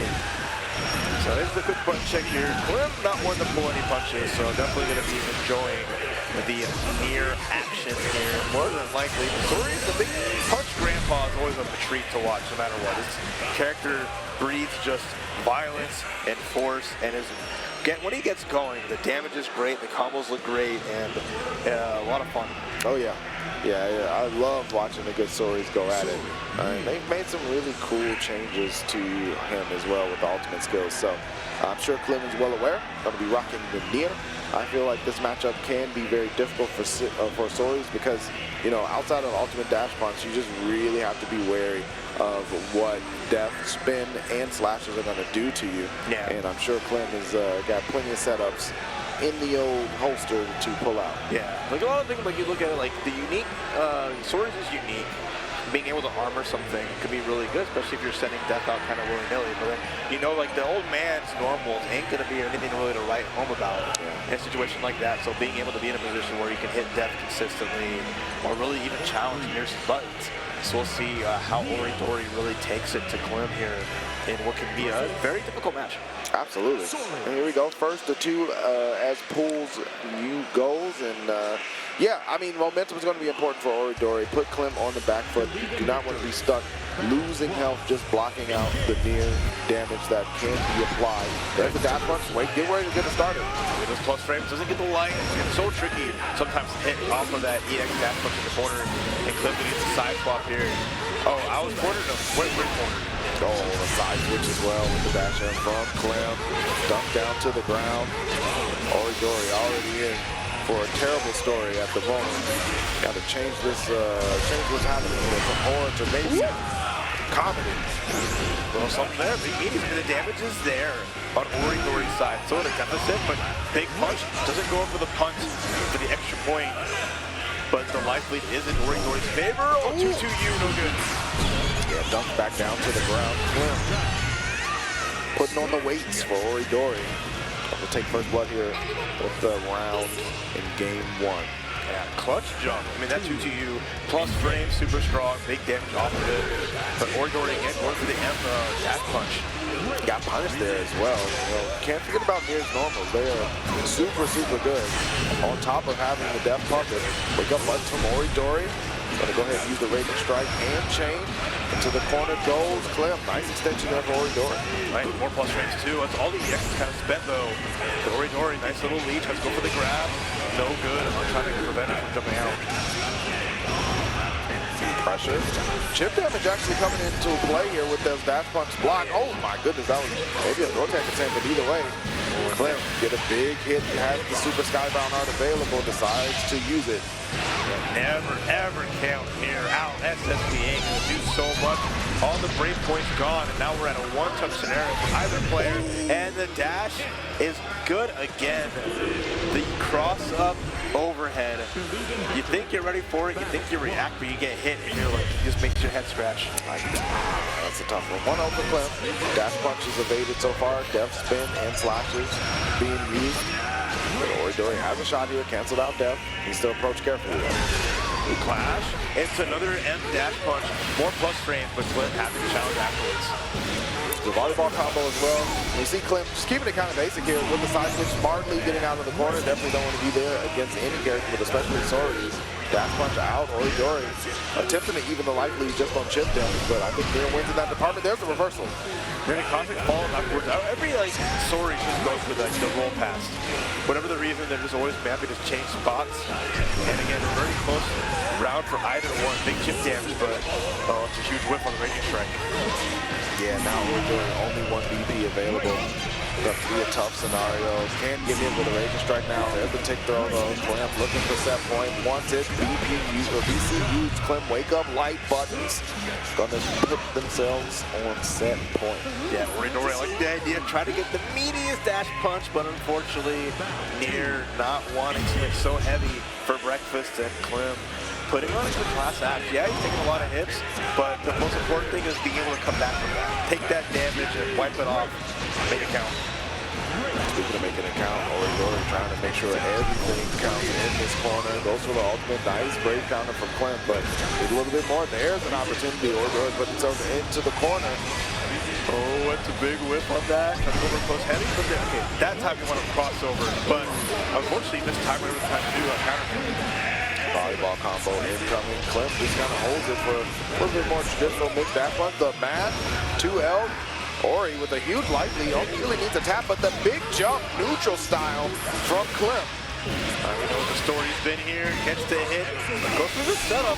Wants to be a one-touch with the SSBA just in case. Yeah, can't do anything about it. Took that last BP. The diamonds are all gone, and the heist complete for Clim. So you saying James Bond line, diamonds aren't forever? They are, but not in your possession. They're mine now. They're nobody's, they're gone. And that's a wrap there for Ori Dori, but they'll have a chance in the loser side. Good on Clim, getting that big dub and showing again the power of Nier, patient Nier. Maybe not like the overwhelming onslaught we see from players like Elsa, but at least always just being able to survive throughout and just manage to keep victory like in their grasp and making it work for him. Absolutely.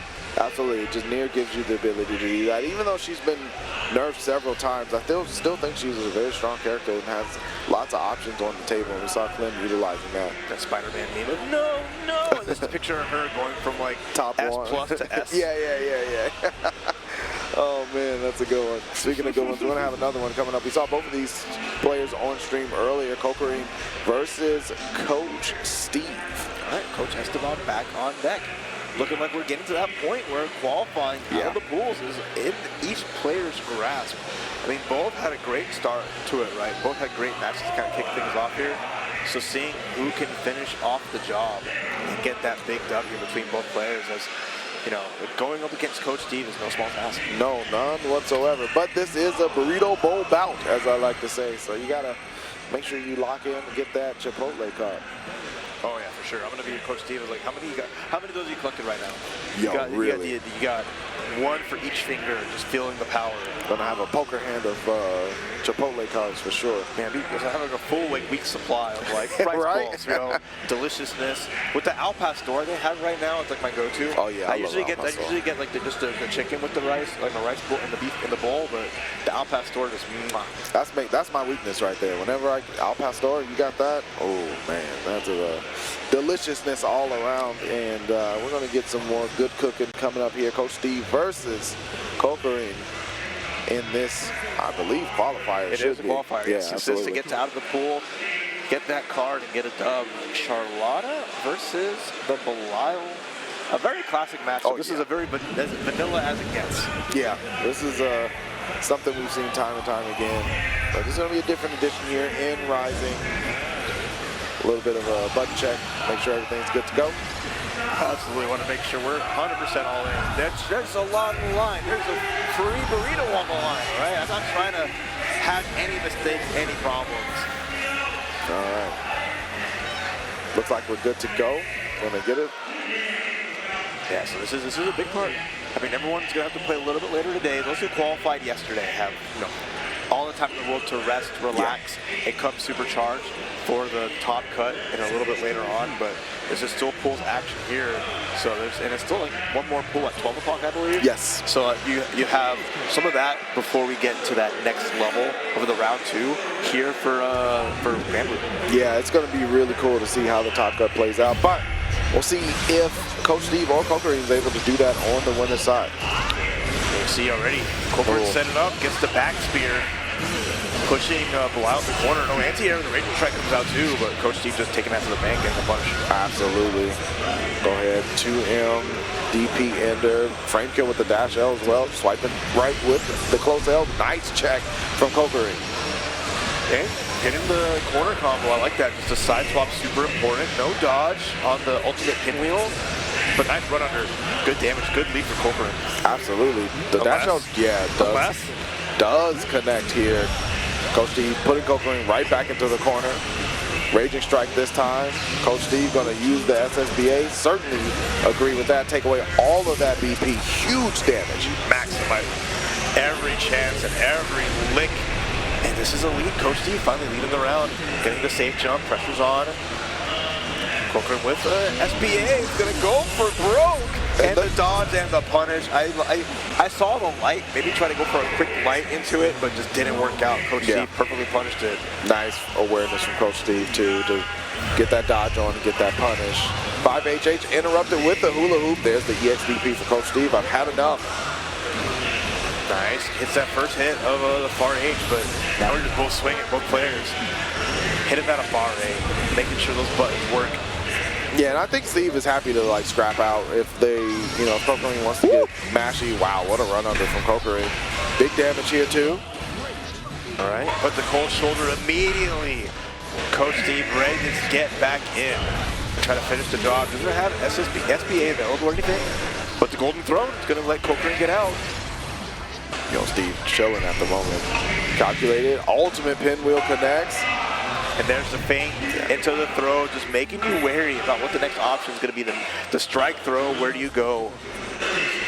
Hopefully not to lose this for Kokorin, but Steve up 1-0, trying to make it happen. That excellent match so far. I mean, Kokorin really trying to take Steve to task, but Steve again with those optimal combos and those little decisions, giving him the edge so far. Speaking of edge of the shoulder there connected for Steve. Dash H gets the 2M as well. Coach Steve felt it. Ultimate pinwheel. Man, what an optimization on the combo. Absolutely. Max that damage, the corner carrying again. Strike throw imminent. Coach Steve making the most of it here.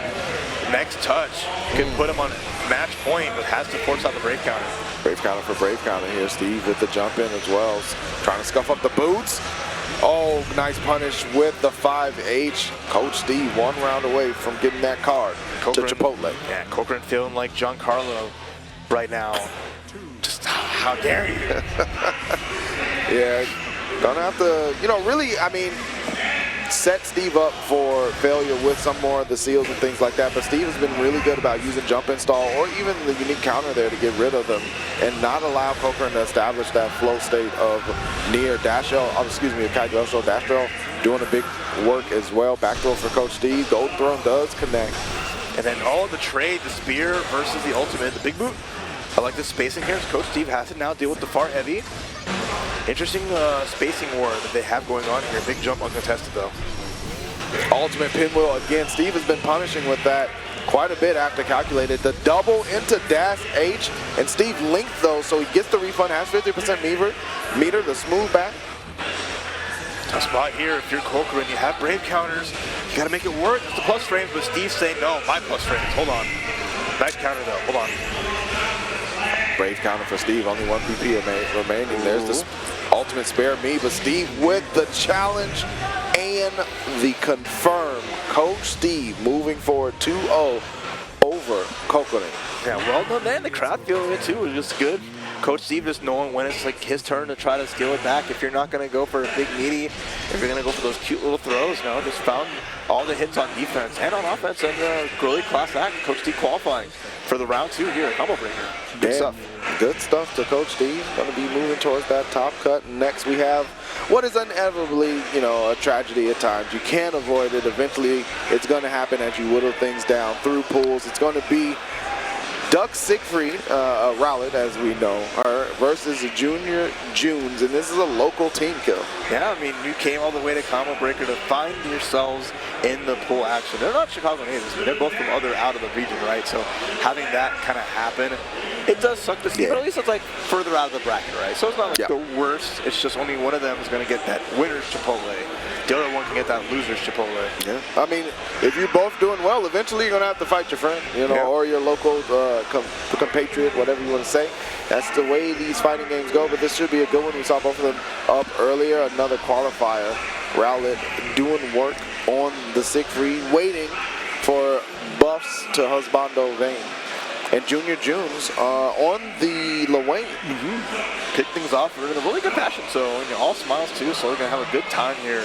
It'll be another fun, excellent matches. You know, we're getting to like the nitty gritty. We're winding down this block, and you know, it's time for Heartbreak City as everyone just wants to survive in the winter side. Yeah, it's gonna be about making sure that you get some time between now and top cut. You know, maybe get a little bit of food in you and refocus.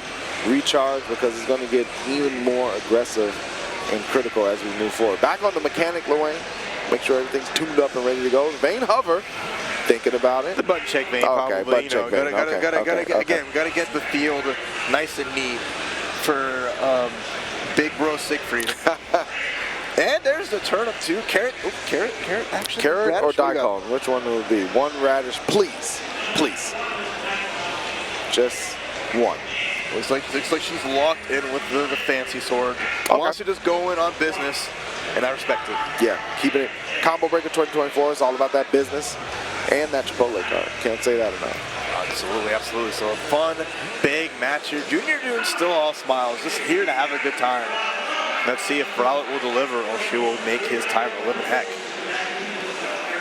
All right, this should be a good one coming up. No intro, straight to business. I know you, you know me. And again, just a patient. JuniorJunes is backing up. I need that space.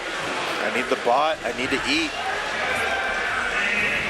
Rowlet gonna throw out some fireballs here. Yeah, and it's all really about invalidating JuniorJunes, being able to get that knockdown. But here's one here. You can get the setup. Siegfried stuck in the corner at the moment. Wow, that was tricky stuff. I love stealing the corner there with the dash heavy and just finding the hits, adding up. Nice DP though. This is a chance for Duck Siegfried, but the HPA gonna go through the fireball.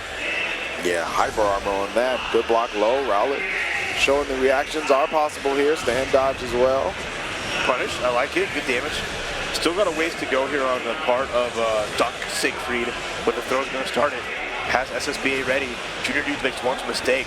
Could be a wrap. There's the brave counter. Did not want to get strike throw again. JuniorJunes still trying to close the door on this first round, but Rowlet fighting back 5M into EX for Draken. Orkin as well. Ooh. The delay on the H just had the blade ready to chill, and there's the kill. Rowlet with round one. Man, stole that right from under JuniorJunes. Just can't have their cake and eat it too. Is really well done, just taking the presence of mind of playing it slow and making it work. Okay, good challenge. I like that going to low. Big flop to the setup with the missiles here. Light pressure. Duck Siegfried gets the back throw though. Here we go. Okay. M fireball meaty, but ultimate parry coming through. Side switch as well. That might have been a fireball attempt, but JuniorJunes has this corner now. There are the missiles. Rowlet attempted to escape. There's another 2U. Yeah. Off to the corner you go once again. This is your home now. Pressure's on. It's be tough for JuniorJunes to kind of make their way out. What a counter hit. Chunky. Calling out the homies again. Yeah, I definitely agree. Call out Yggdrasil. Rowlet's going to have to play the mini game. The 2U comes through. A little bit of green, a little bit of red. Having to take the chip damage, that's like no problems there. And he's going to get the maximum jump in. Try to just miss the cross up. That could have been a punish, could have been a big combo. Duck Siegfried now in the corner here. Awesome sauce. Yeah, this should do it here with the Raging Strike and JuniorJunes tying up the round count. Putting a wrench in Duck Siegfried's plans, not making it any easier as the homies dance on him. Yeah, a little bit of spanner in the works, but JuniorJunes going to have to finish the tune-up if they want game one. Dash M for Rowlet to open things up. Charge fireball. JuniorJunes stays out of dodge. Quick little corner of the cop. Huggy Huggy 2 after that match. The belly flop again. Oh, yeah. Looking unstoppable here, but the DP is going to put a stop to that offense from JuniorJunes. Oh, I love that dash up throw on the parry. Dash L will get clipped up by the ultimate parry. Catalina bot coming through. Brave counter for Rowlet and uses the H fireball. Nice. Trying to just jump you over every little thing that's on the ground there. Ultimate fireball is going to hit with ultimate parry. Very, very close here. Duck Siegfried with a slight lead. Gets the 2L into the 2-2H. 2-2H, sorry. 5H, big counter hit. Staggers here for Rowlet. Parry, no one home. JuniorJunes got a lot of work to do here. Yeah, no access to Yggdrasil, no HPA. Ultimate parry's going to get blocked, punished in game one to Duck Siegfried.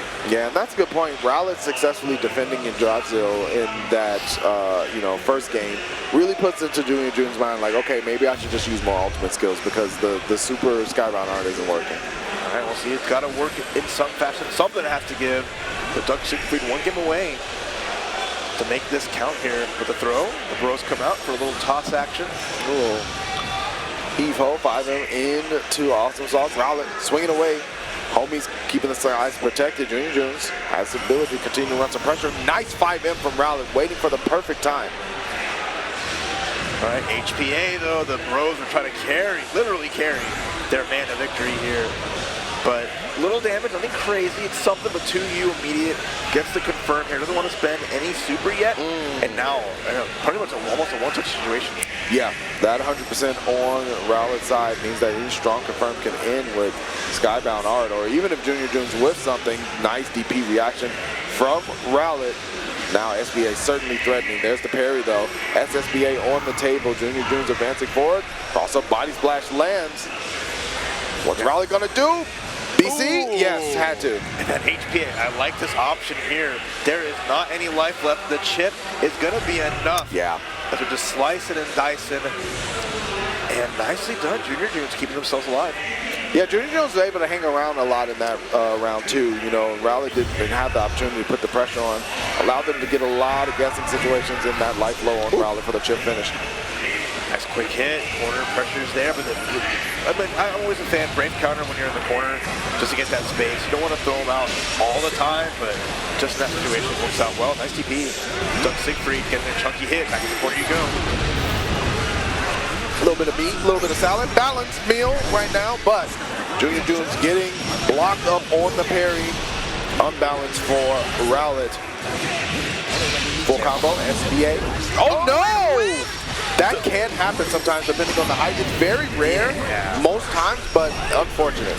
Yeah, all that meter gone, big damage, lost in the belly flop. This is a chance for JuniorJunes. Has Yiggy ready to go. We're gonna power through here. It's gonna put Duck Siegfried at a tough spot. Any incremental damage can be huge. To double dodge, Mario Kart just getting out of it. A little bit of chip, the rocks, and it's gonna keep JuniorJunes safe. You see Rowlet hit the break there, got clipped by the parry. Last time she tried to press the issue after he dropped it over the other missiles into the 5M. No finish though, Rowlet has a chance, gets hit low. JuniorJunes going to send us into game 3. A little bit of a spurt, recognizing like I don't have meter for a Raging Chain. I can't finish the combo in that situation, and the look over, oh my god. Rowlet like, how dare you? How dare you put me into this situation? In front of my Siegfried? Damn low aim players sneaking around, and now they're having, I mean, again, they're locals, right? So they're having a good time. They cheer each other on, the back, people in the back, rooting for both. The Vayne is gonna be locked Really? in. All right, well, Rowlet having some fun with it too. Gonna have the mop ready to go. Picks Vayne, husbando. Oh no, excuse me. The ice fish. Big thanks to Callisto putting effort by having their machines play each other to unlock everything, the tech, to get everything for every character in the game, even for Beatrix. Yeah, had level 300 like at the start of things on day 0. It was ridiculous. Yeah. Oh yeah, already locked into 500. Beamed in from the skies, Mothership letting us know it's all ready to go if she were legal. But what will be legal here is this game 3. Rowlet setting up shield, working with the Vayne now up against JuniorJunes Lunya. He can't hold a big fish. It literally is a stick with a fish at the end of it. Just like, all right, little burrito.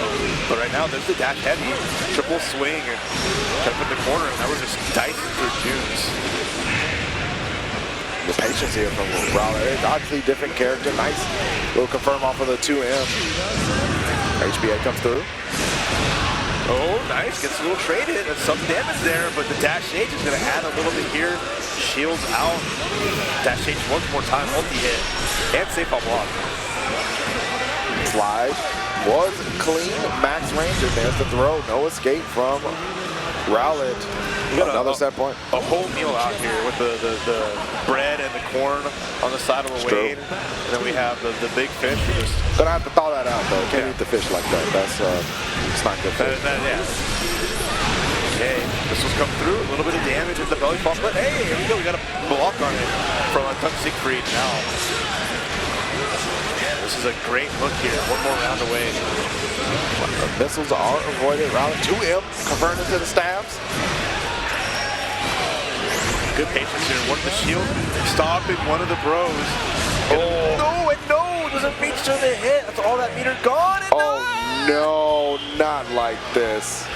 that Rowlet no longer able to move right now. Looks like their controller has gone. They're crossed arms in disbelief. Goodness, the tragedy of this situation. Can move again here, but all right. We're just gonna go back into it. Looks like we're gonna play it out. The respectful finish. We lost about 10 seconds, but no big deal. Awesome, saw some damage there, but it's a big deficit for JuniorJunes. Yeah. All Brave counter baited here. JuniorJunes gonna set things up. Missile, a little bit of snack. Brave counter right back. Wing and bugs. Nice little hit. Not a lot. You can get in the corner there. HP one more time. Goes low. Good defense here on the side of Duck Siegfried. He's getting opened up.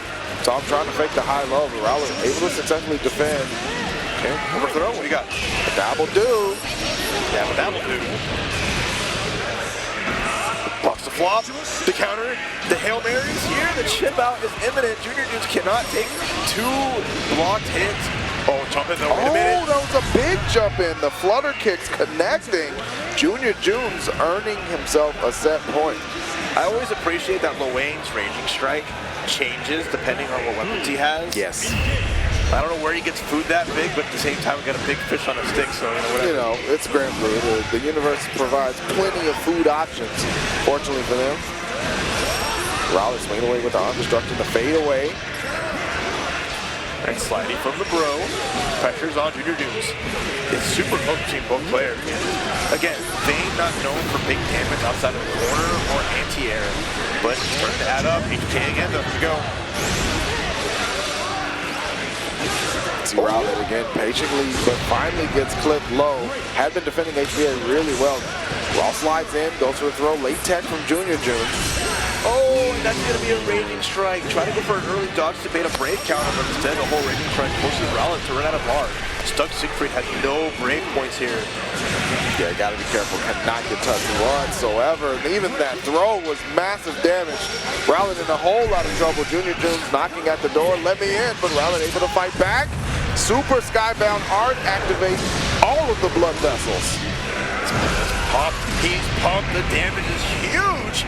As Rowlet has now made it a one-touch game. The jump over, beating the throw, and she takes it 2-1 over JuniorJunes with a huge call-out into victory. Believed in it and made it work out. She gets out of pools in winner's side, earns her Chipotle and a hug. Well done to Rowlet. Also well done to JuniorJunes. They're able to hang around. Lowain's one of the most dangerous characters in this game to hang around in late round scenarios. But we're going to get one radish, please.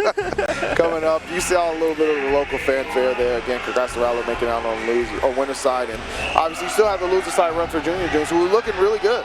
Absolutely. It was a very fun match, very close. All coming down to one last-minute decision. That's seeing the player matchup, the comfortability, and just knowing what they bring to the table is making that a lot of fun and the camaraderie even better. But unfortunately, that leads us to our last match. Yeah, last match on the block going to be Red versus the Revolution 1. Red, you know, has been playing Granblue Fantasy versus even Vanilla for a while now. So, yeah. You know, stepping into Rising. I think it might be Belial. I'm not completely sure who Red is playing that right from now. Early on. I mean, Earlier, yeah. Red has been kind of like out of like the spotlight for a while, right? Had been always been like at the forefront a lot of like anime fighting games when it came to like, you know, Strive, as well as like Granblue, really making their stuff work in that tri-state area. But it's kind of like, you know, I haven't seen him too much in online or offline events, but it's cool to see at Combo Break kind of busting it out, the artist formerly known as NicoMaki. So it's a very good treat to watch. It's true. It's true. We saw Revolution 1 earlier on the Vera. Had a super close one against Stellar.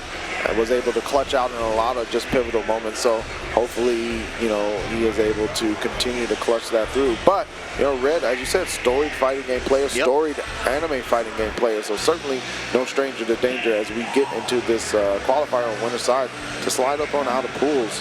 See everyone getting set and ready to go. Now, if you can check out the start.gg to see who else made it out of pools, and also get ready for that top 20, or the round 2, excuse me, a little bit later on, as it's going to be some of the best matches you're going to find all weekend as players are just trying to get those top 8 chances and really make it count here. But we're going to see who's going to be a part of that crew. At Red Revolution 1, they could be joining Rowlet, Coach Steve, Clim, and many more out of this just 2-hour block. Absolutely.